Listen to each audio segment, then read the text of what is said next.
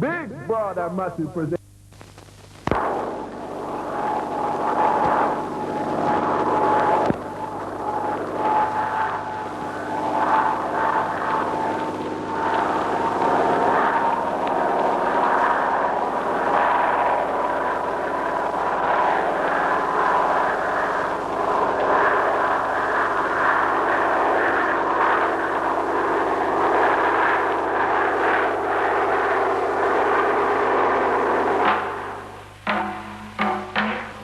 Undaunted by the driving rain, a sea of faces awaited at the Palisados airport the arrival of a living legend.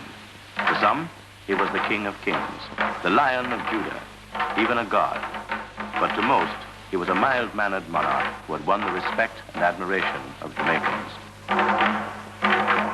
The air was charged with excitement as anxious, expectant faces searched the skies for the first glimpse of the great silver bird that would bring their hero to Jamaican soil for the first time.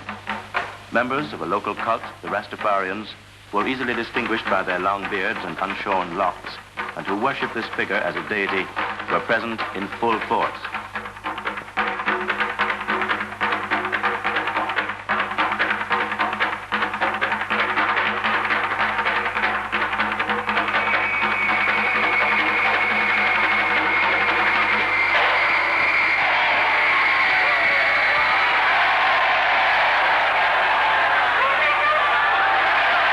The most rousing, boisterous, tumultuous welcome ever given to any visiting or local celebrity, His Imperial Majesty Haile Selassie I, Emperor of Ethiopia, arrived.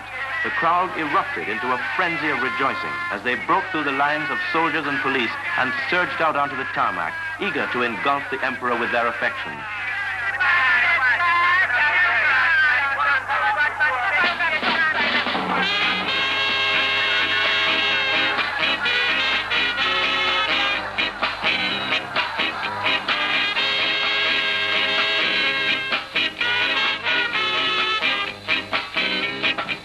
The ceremonial welcome that was planned had to be abandoned as the avalanche of men, women, and children swept away all semblance of order.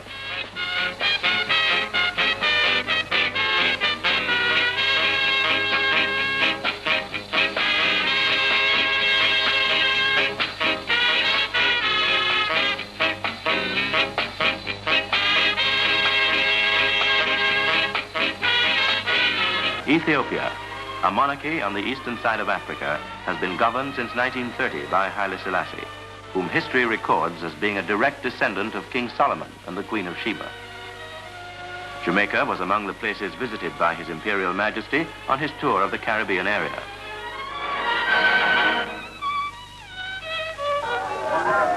Huge crowds jostled for choice vantage points all along the route in the hope of seeing the emperor.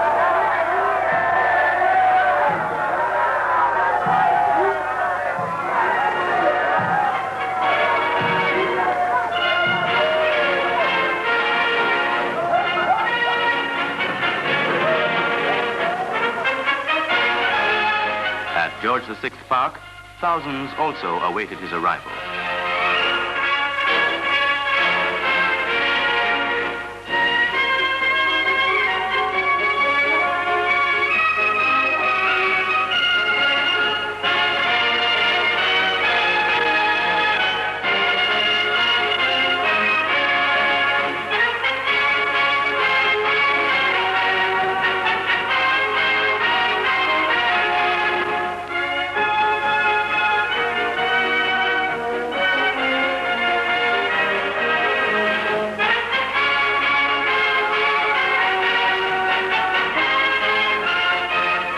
To the cenotaph, His Imperial Majesty laid a wreath in memory of Jamaicans who gave their lives in both world wars.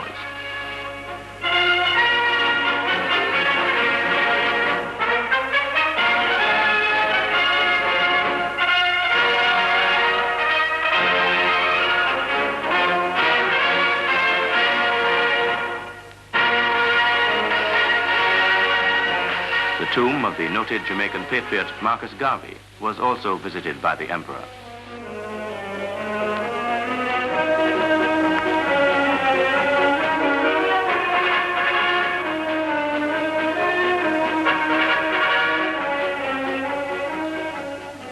party next drove to Jamaica House, the official residence of the Prime Minister, the Right Honourable Sir Alexander Bustamante.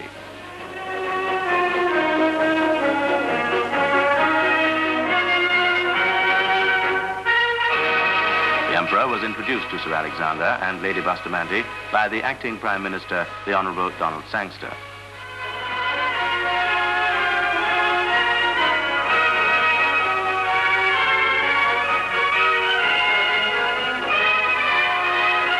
The National Stadium was the scene of the civic welcome extended by the government of Jamaica to His Imperial Majesty.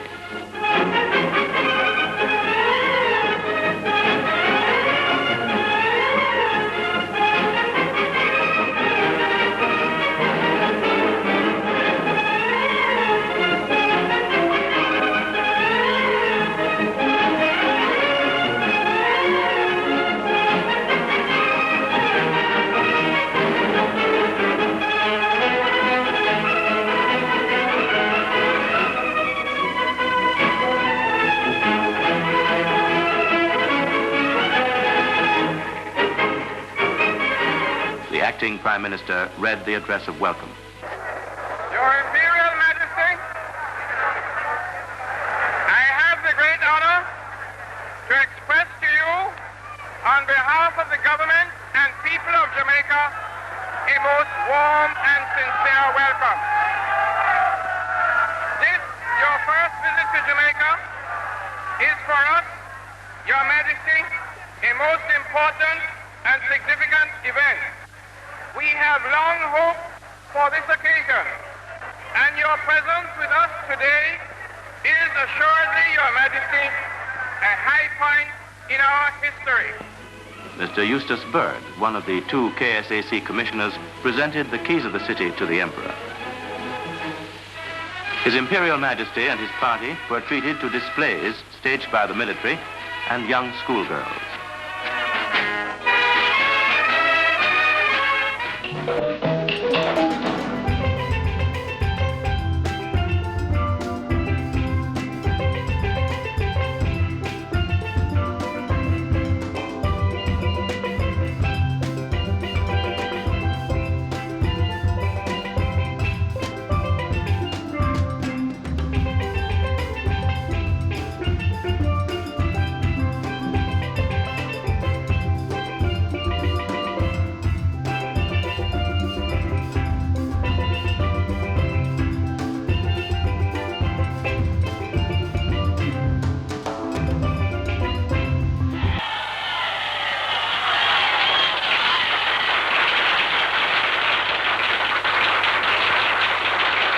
The next stop for the royal party was King's House, the official residence of His Excellency the Governor-General, Sir Clifford Campbell.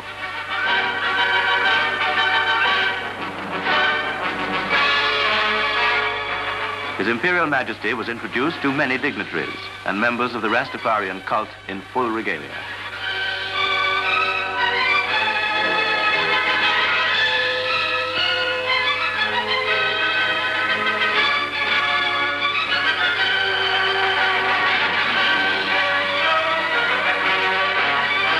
The Emperor afterwards presented gold medallions to the Rastafarians.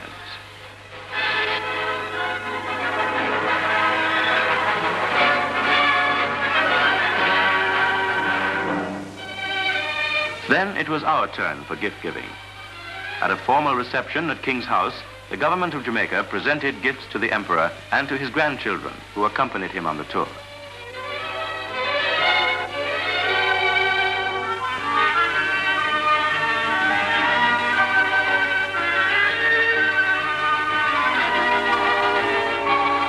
Flanked by officials of state and the military, he was escorted across the lawns of King's House.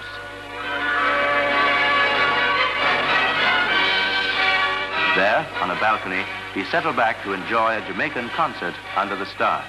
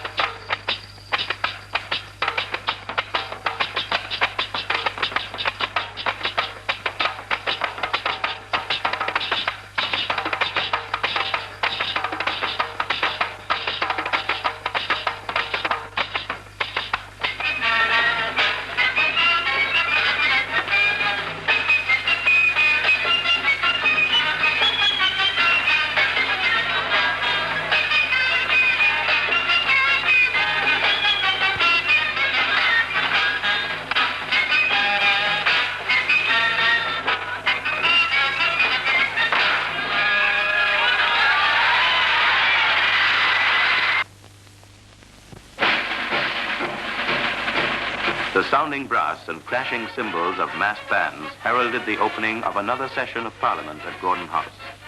This session would be addressed by His Imperial Majesty.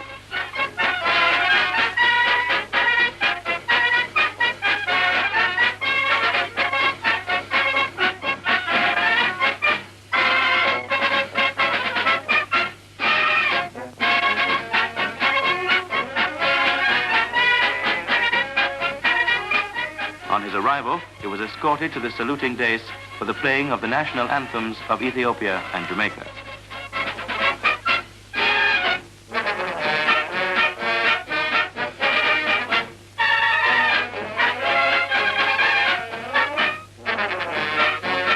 He was then ushered into the council chamber.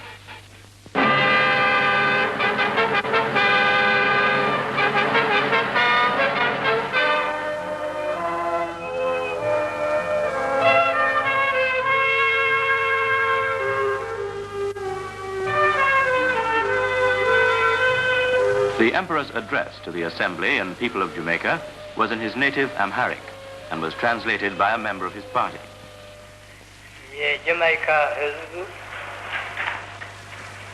I had always wished to come and visit Jamaica. Now, thank God, this wish of mine has been fulfilled. Upon arrival to Jamaica, I have seen more than I had expected. I have seen the progress of the people, and I have seen their determination to march forward in unity towards greater progress. I have also witnessed personally the extent of the feeling of the Jamaican people to the Ethiopian people. Again, I wish to take this opportunity of expressing my thanks to the government and people of Jamaica for the fraternal reception that was accorded to me.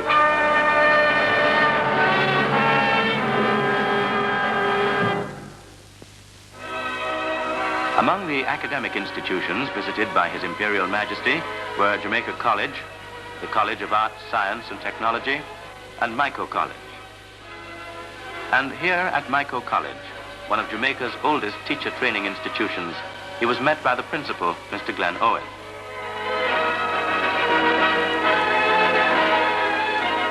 Escorted inside, he was invited to sign the visitor's book.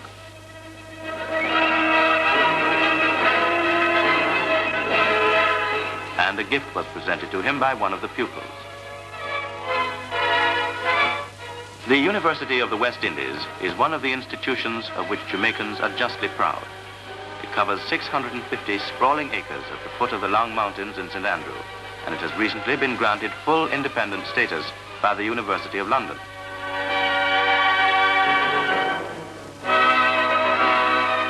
Members of the faculty, student body, and prominent citizens gathered to witness the ceremony in which the honorary degree of Doctor of Laws would be conferred on His Imperial Majesty.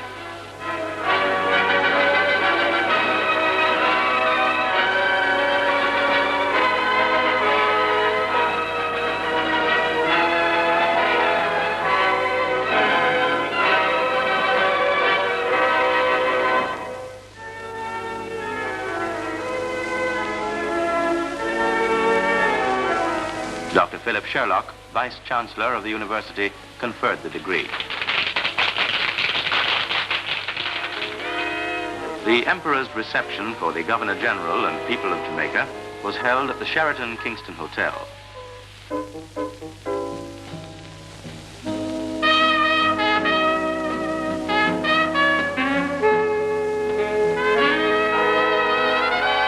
The atmosphere was cheerful and informal, as Jamaicans from all walks of life chatted and joked together and raised friendly glasses in a toast to the continued health and happiness of His Imperial Majesty.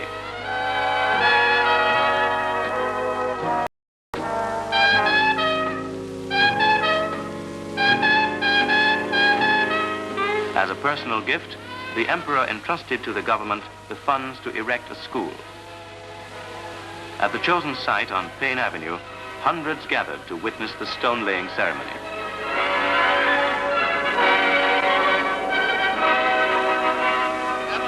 In appreciation of the Emperor's generosity, the government decided to offer a scholarship to an Ethiopian student tenable at the University of the West Indies.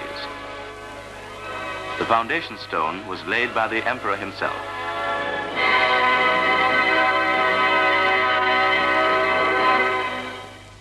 From the conquering land of the God of Judah. Chanting, placard-bearing Rastafarians swarmed all over the Kingston railway station as they awaited the arrival of the emperor.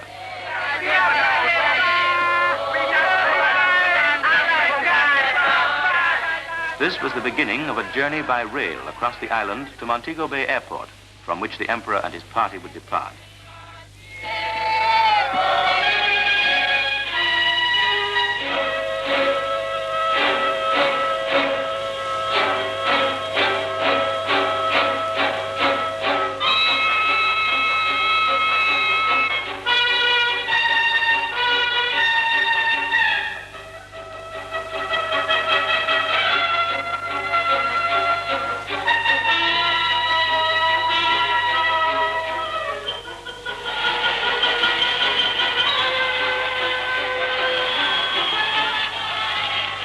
The train stopped briefly at Spanish Town, but the vast multitude, carried away by emotion and enthusiasm, broke out in a wild free-for-all in which several persons were injured.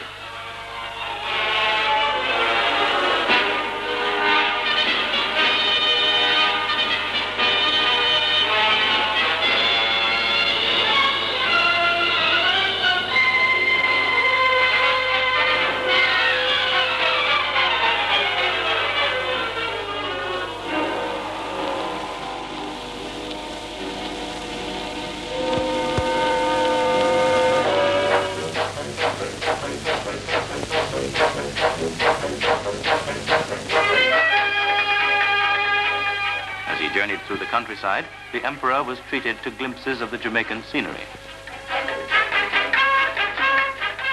His Imperial Majesty made several stops at various towns along the route. Some of these included Denby, Williamsfield, Magatee, and Montpelier. There he met both prominent citizens and humble folk. He also saw something of our rich heritage of folk dancing.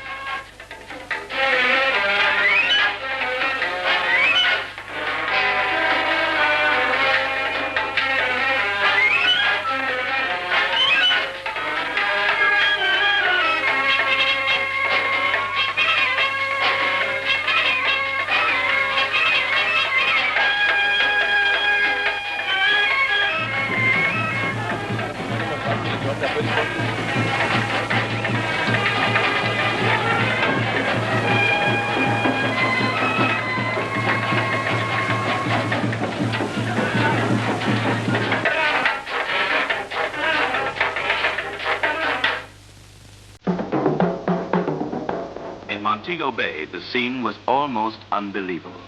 Thousands crammed the streets and lanes and carpeted the rooftops. Many of them were Rastafarians who had come from all over the island to catch a final glimpse of the Lion of Judah.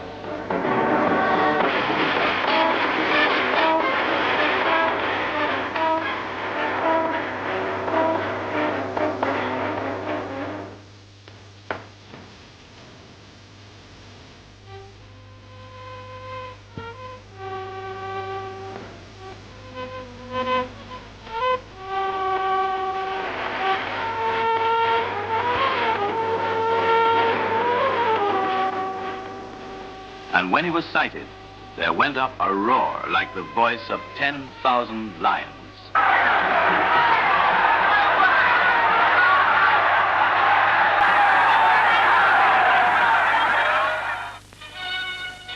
At Montego Bay Airport, His Imperial Majesty was given the military honors that were thwarted on his arrival at the Palisadoes Airport by the overzealous welcome. Here, strong detachments of soldiers and police kept the huge crowds at bay.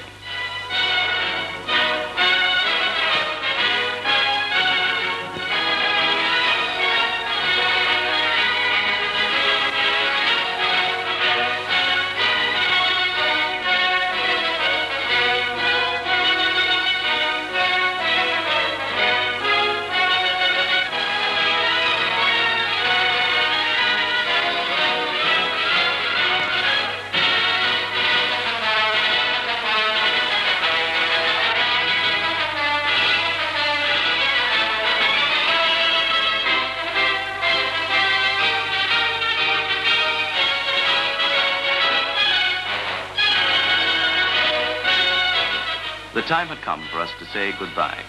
The Emperor had spent 3 days with us, yet it seemed but a few fleeting moments. Haile Selassie, Emperor of Ethiopia, descendant of Solomon and Sheba, had touched the heartstrings of Jamaica as no other stranger had done. He had generated a tidal wave of emotion that had swept the length and breadth of our island and engulfed people with an enthusiasm and affection never before witnessed in the history of Jamaica.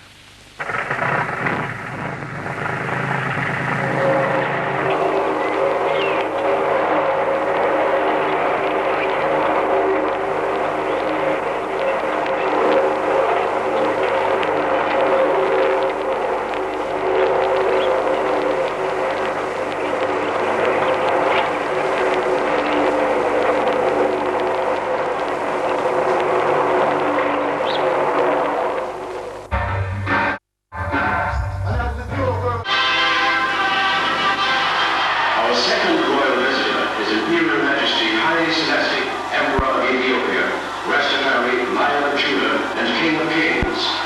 Trinidad and Tobago is honored to receive this distinguished personage.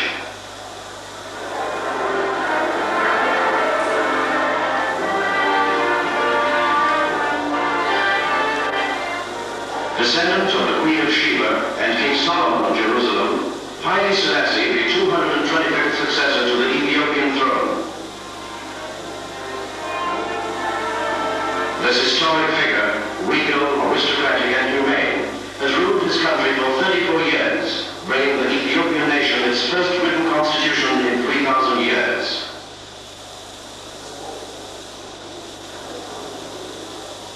Our government and people welcomed him humbly but proudly.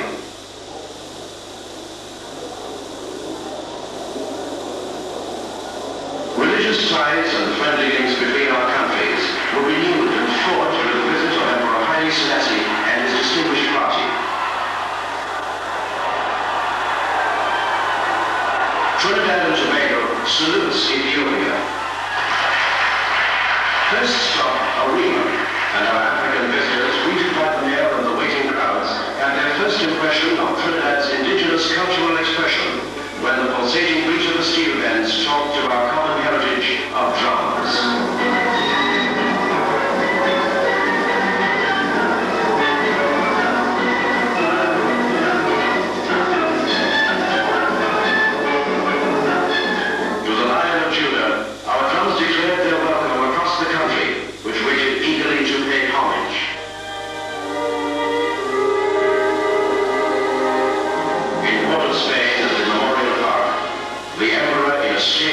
Sympathetic gesture laid a wreath for the young men of our nation who died for the beliefs he himself has stood for on world platforms. For peace, for justice, for a family of nations.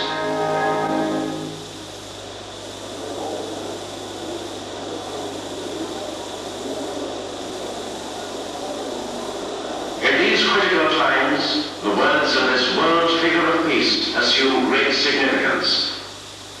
In his native tongue, Amharic, His Imperial Majesty speaks to our Parliament and nation.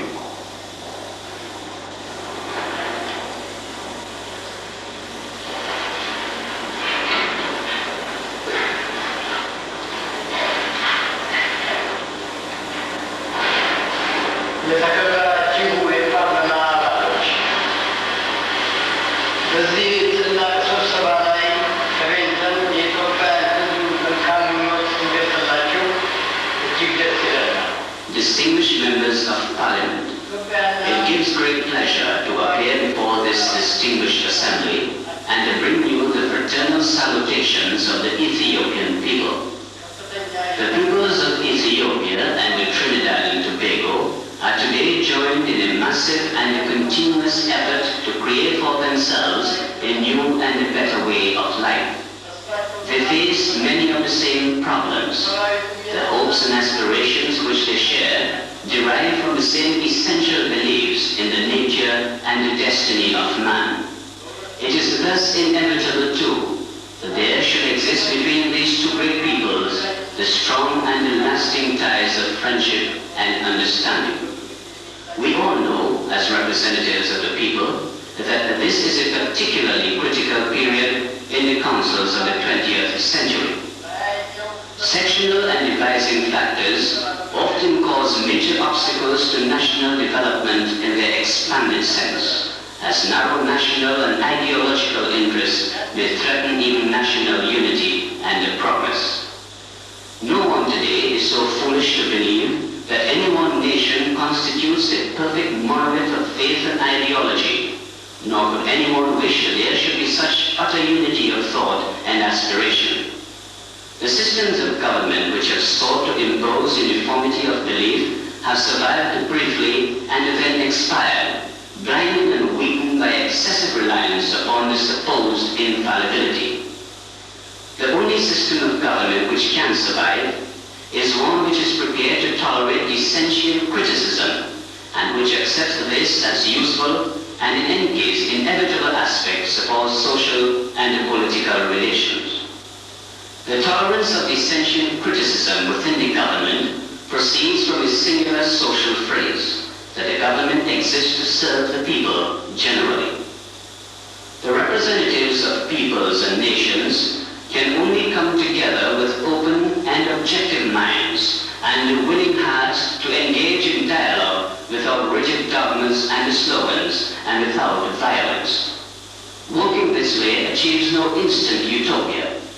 It may, however, enable us to achieve together what it is possible to achieve, and to move forward steadily, if not always in great haste, with some degree of harmony and mutual understanding. Domestically, we can build strong and happy and resourceful societies. Internationally, we can force the end of oppression of man by man and nation by nation. We can bring about peace, security, and mutual trust which will open the way to the greater human achievement for which the needs of mankind now cry out. Distinguished members of Parliament, permit me to take this opportunity to express my heartfelt gratitude for the reception that was accorded me by the people of Trinidad and by the government and Tobago, which we are going to include in our visit. I hope will serve as an example for strengthening relations among nations that are dedicated to the same essential voice. Thank you.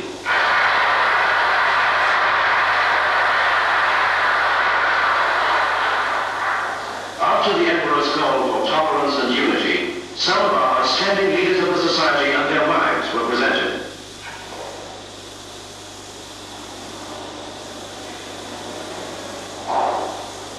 The Prime Minister, Dr. Eric Williams.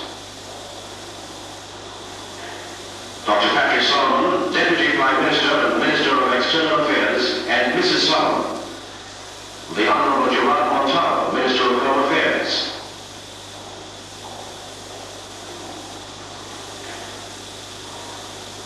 The Honorable Lionel Robinson, Minister of Agriculture.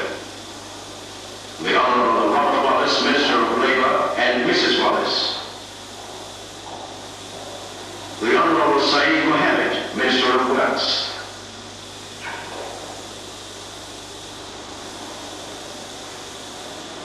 A momentous and historic occasion in the Parliament of Trinidad and Tobago.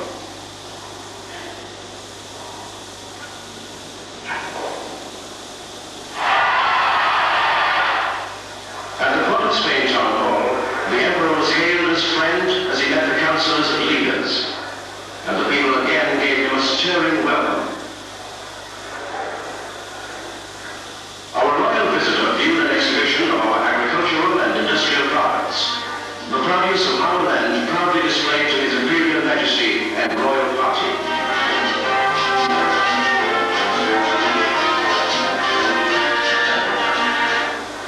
Old ties were affirmed as followers of the Ethiopian Orthodox Church 13 years old in Trinidad witness an unforgettable moment in the history of their belief.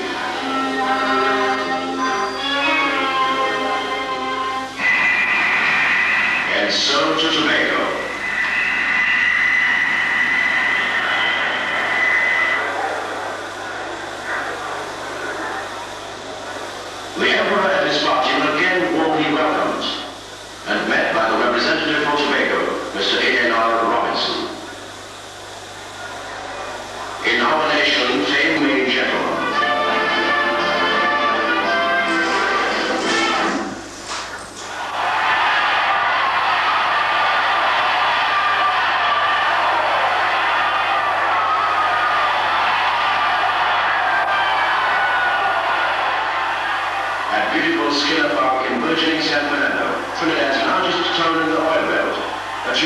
welcome was given through our varying cultural roots.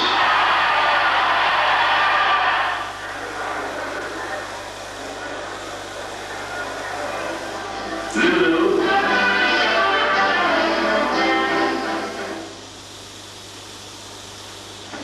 Both our royal visitors were high in praise of the children's rally All as One, held in their honor. This display of our great cultural heritage began with this legend. When the earth and the sea together created the world, they quarreled as to its final shape. The sun then intervened and achieved a friendly settlement. To mark the new accord, the sea created its finest pool, and the earth embraced it with the most beautiful islands. On this sea and on these islands, the sun pledged always to shine. To dwell there, the sea from its clearest waters and the earth from its richest clay, modeled a race of men whom the sun baked in the image of the Arawak. From the greenest foliage of the land, the blend of the sea's blue dye touched by the sun's red stab, a bird was made. So fully poised when moving most, it seemed to stand still. Should any hummingbird be killed, the land would become desolate, and superstition reign until all people learn to dwell in unity.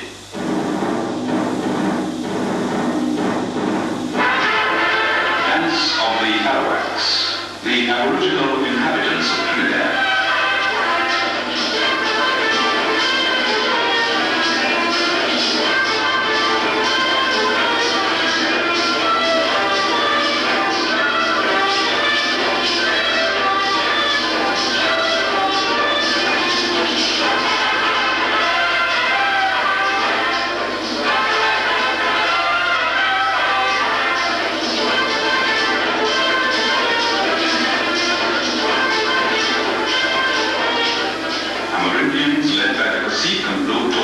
Celebrate.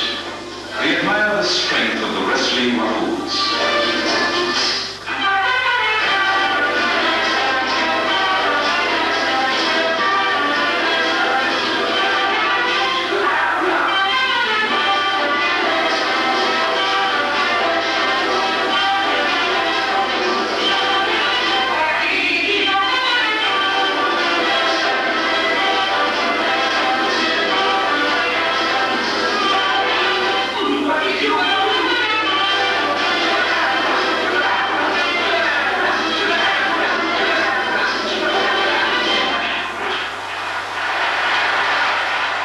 The discovery. Columbus and his men arrived in Santa Maria.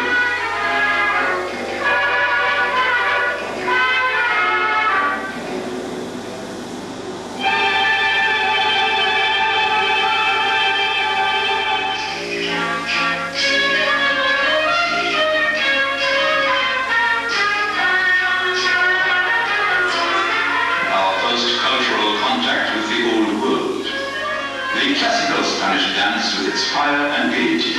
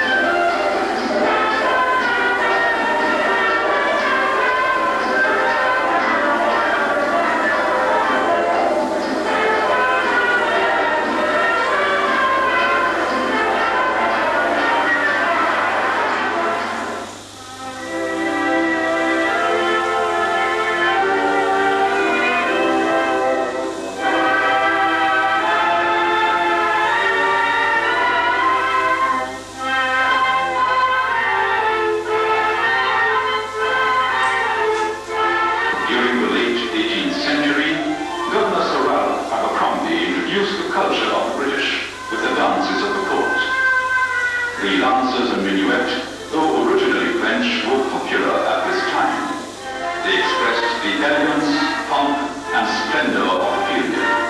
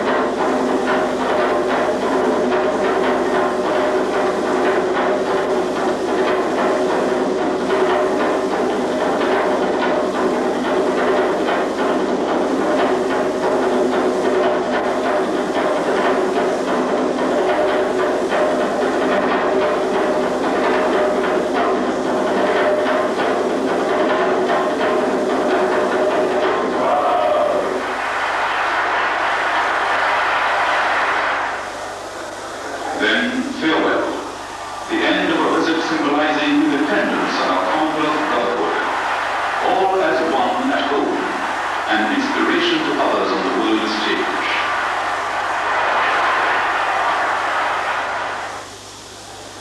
And another historic farewell for our second royal visitor.